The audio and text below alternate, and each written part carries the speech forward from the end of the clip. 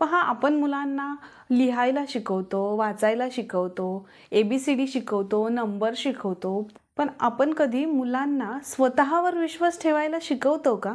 जेव्हा मुलं आपण पालकांना म्हणतात की आई मला नाही येत किंवा मी नाही करणार, मला नाही जमणार, त्यावेळेस आपण किती सहज मुलांवर ओरडतो. असं कसं नाही जमणार? तुझ्या क्लासमधल्या सगळ्या मुलांना जमतं आणि तुला कसं नाही जमत? इतकं सोपं असूनही तुला कसं नाही जमत?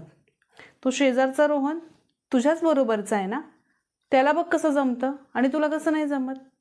आपण किती सहज मुलांना हे सगळं बोलतो, पण आपल्या या बोलण्याचा मुलांच्या मनावर खूप चुकीचा परिणाम होत असतो.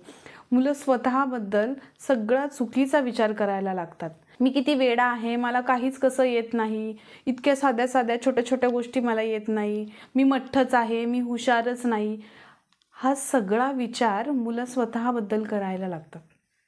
आपल्या इतक्या छोट्याशा वागणुकीचा परिणाम इतका मोठा मुलांच्या मनावर होत असतो. त्यामुळे पालक म्हणून आपण मुलांशी बोलताना खूप काळजी घेणं गरजेचं आहे.